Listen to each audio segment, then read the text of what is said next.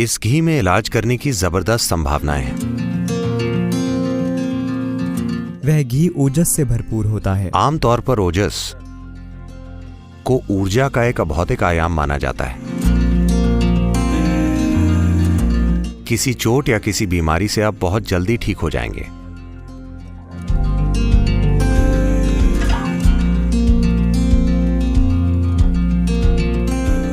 इस समय केरल में लोग दवा कर रहे हैं और हम नहीं जानते कि इसमें कितनी सच्चाई है, पर मैं जानता हूं कि इसमें कुछ सच्चाई है।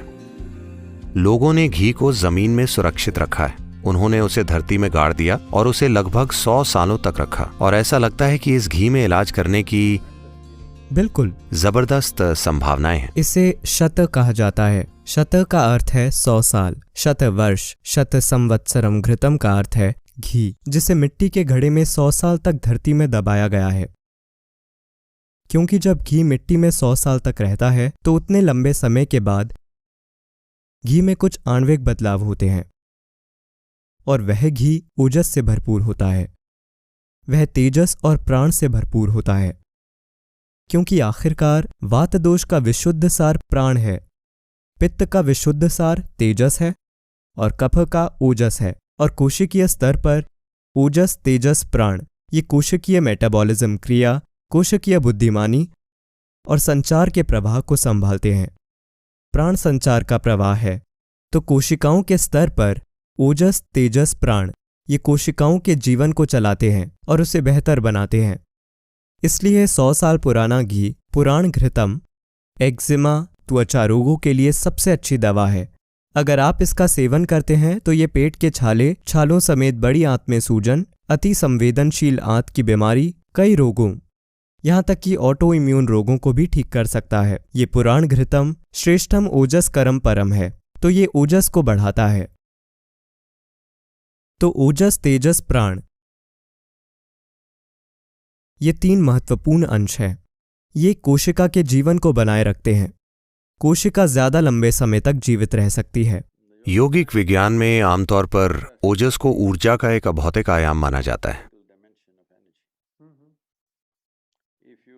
क्योंकि हर भौतिक चीज अभौतिक से ही आई है।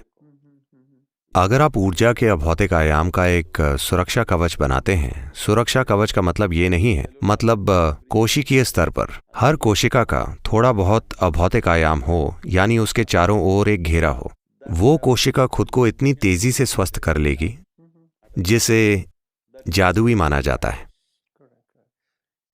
किसी भी चीज से, किसी चोट या किसी बीमारी से आप बहुत जल्दी ठीक हो जाएंगे। सबसे पहले तो आप इतने बीमार ही नहीं होंगे कि आपको बीमार कहा जाए। ये इससे तय होता है कि आपकी जीवन शैली में कितनी अशांति है।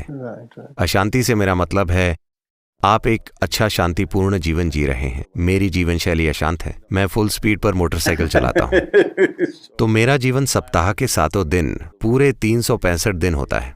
कोई दिन नहीं है, कोई रात नहीं है। आपको पता है, कभी कभी 24 घंटे काम होता है, कभी कभी 18-20 घंटे काम होता है। ये एक अशांत जीवन शैली है। पर आज तक मैंने एक भी कार्यक्रम इस वजह से रद्द नहीं किया कि मैं बीमार हूँ। पिछले 39 सालों में ऐसी कोई चीज नहीं हुई है। नहीं, आप जो कह रहे हैं बहुत सुंदर है। तो कुछ मात्रा में ओजस हमेशा आपको सहारा देता है। कोई फर्क नहीं पड़ता। ऐसा नहीं है कि मैं अस्वस्थ नहीं रहा हूँ। मुझे फ्लू हुआ है बहुत बार, ये वो कई चीजें हुई हैं, पर चाहे जो कुछ भी हो रहा हो, मैं फिर भी अपना काम जारी रख पाता हूँ।